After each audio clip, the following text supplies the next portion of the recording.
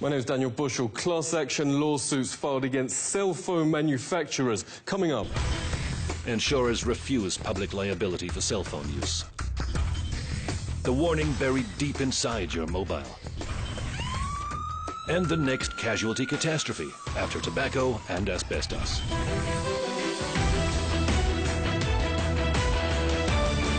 I would hold my cell phone here, and the tumor was right there.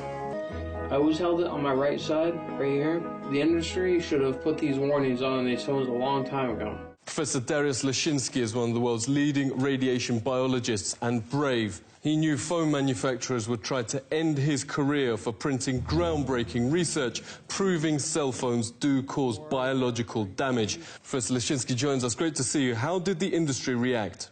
So far, I think I didn't experience any smear campaign.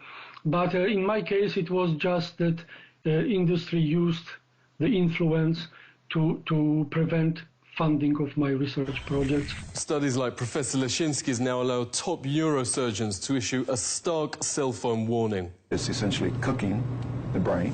Ellie Marks' husband, Alan, suffered serious memory loss after years of using a mobile. At 2 a.m. one night, he had a massive seizure. Surgeons found a tumor the size of a golf ball right where he held the phone. Ellie, thank you so much for joining us. Why are you and so many others suing the industry? There's many, many, many others that are already deceased from this, that are dying from this, younger than my husband.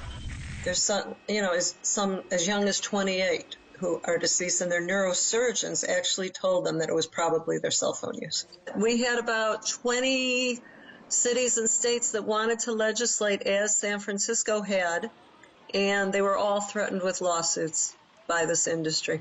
This is a photo of Brett Bocook's brain. The top quarter responsible for body balance has had to be removed after surgeons found this vast tumor right where he held the phone. A US national rowing champion, now he can barely move. Brett, great to speak to you. Tell us about the class action lawsuit against the phone industry. The only way you can really educate the public against big business is through lawsuits. That wasn't until the district attorneys in the United States sued and got involved and sued the cigarette industry that there was they had to pay millions and millions, hundreds of millions of dollars for public education as to the dangers of smoking. That's what's going to happen with cell phones. It's just unequivocal, categorical that these things cause cancer.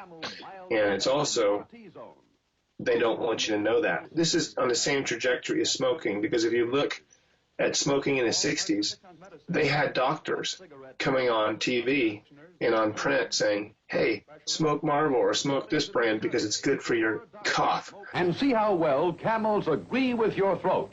A Winston, America's best-selling, best-tasting filter cigarette. More dangerous for children because their schools are a lot thinner. At least you can't buy cigarettes unless you're 18, but you can go, a 5-year-old could go and buy a phone. Phone manufacturers' young children are targeted. There are now working cell phones even for babies. The Glow phone is for kids maybe 5 to 8, and the Fly phone is for tweens. Samantha Miller's funeral was on her 18th birthday. Phone use through childhood first gave her headaches, reports the Daily Mail, then the brain tumour that killed her. In the West, brain tumours have overtaken leukemia, notes Senator Lynn Allison, as the #1 child killer illness. But doctors warn that's the tip of the iceberg. Clinical studies find young men who keep phones in their pockets have much lower chances of producing offspring, while women often store them on their chest. I would just tuck it right in to my bra. Tiffany France got breast cancer aged just 21, right where since childhood she's stored her phone.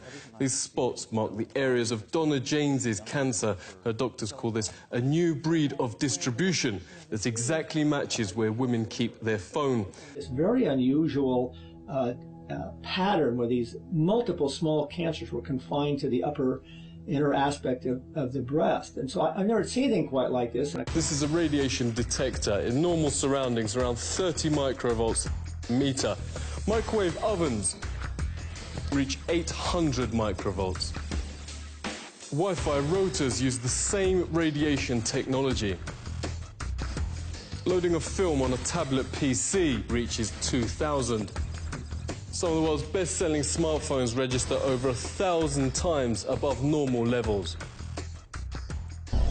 Insurers have in fact stopped covering cell phone manufacturers for public health. Insurance firms privately call cell phones the next public casualty catastrophe after asbestos and cigarettes. Phone manufacturers have now quietly inserted a legal disclaimer. On iPhones, you have to go to Settings, General, About.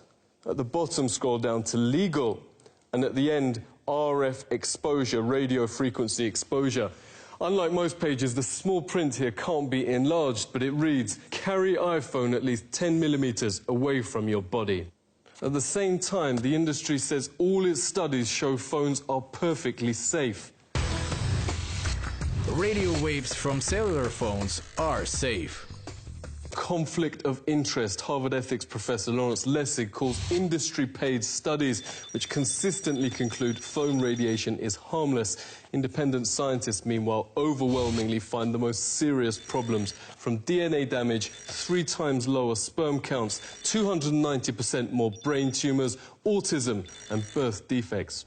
Former senior White House advisor and leading epidemiologist Dr. Deborah Davis has testified to Senate on the subject. She joins us. Great to see you. How do you explain the completely opposite findings between industry and independent studies? Anytime there was independent research, what industry would do was 3 things. First, they would go attack the scientists who had done the studies. They would try to get them fired, they'd try to get their funding taken away, or they would fraud. Then when that didn't work, they hired other scientists who knew nothing about the field to do studies that looked like they were replicating the other studies, but they really weren't. And when all of those things failed, they wrote a memo in which they said, if the cellular industry done its job, we think war gamed the science. That's a quote. War-gamed the science. Now, science is not a matter of war, not a matter of games. We're deadly serious about our health and that of our children. Wargaming reveals this leaked Motorola email is industry-paid studies purely for reassuring the public. We have sufficiently wargamed the issue. A sting has exposed how easy it is to get phony studies in print. Posing as a serious scientist, John Bohannon sent in a paper full of schoolboy errors, offering payment for publication. Incredibly, more than half the journals in these countries all around the world published it, even lying to the public that the study had been peer-reviewed. Investigative journalist Anthony Gucciardi has broken numerous health scandals. Great to see you. Surely big business wouldn't fake studies to put millions of lives at risk. Do we have documented precedents? This is exactly like Eli Lilly, which in the 1980s knew that Prozac was leading to suicides and aggressive behavior, the exact opposite effect of what they wanted. They knew that in the 1980s after they conducted the research. They hid the research, and it wasn't exposed until 2005 from the BBC. But then they would have their corporate interests do studies and talk about how great it was. Now, of course, they're required to admit, yeah, the antidepressants do cause suicide, aggressive behavior. Pretty much every shooter is on them. When these cell phone companies are forced to admit, yeah, the cell phone radiation does cause brain tumors, it does do all this, and they're already saying this in their manuals. So it's already coming out, but once the public is aware of this fact, it will be even worse. Depressants. It will be even worse than tobacco. We invited the powerful industry lobby CTIA to discuss the issues raised in this report. They sent this one-line refusal. Thank you for contacting us, but we will not be able to do this interview. The industry's most respected journalist is Dr. Louis Slessin, editor of Microwave News since 1981. Louis, great to speak to you. There seems to be a parallel universe, what the industry says and everyone else. The whole system is broken. People are not being told the truth. It's crazy. It's easy to say we made a mistake on tobacco after we know that tobacco is killer. The point is to take action. Actions being taken outside the US. France is moving schools back from Wi-Fi to cabled internet. Countries from Germany to Israel and Finland are moving to stop cell phone sales to kids. But Obama just made industry chief lobbyist Thomas Wheeler head of the regulator itself, the FCC. A former administration official calls it another astonishing conflict of interest. So doctors who want parents at least informed of cell phone dangers to their kids say they aren't holding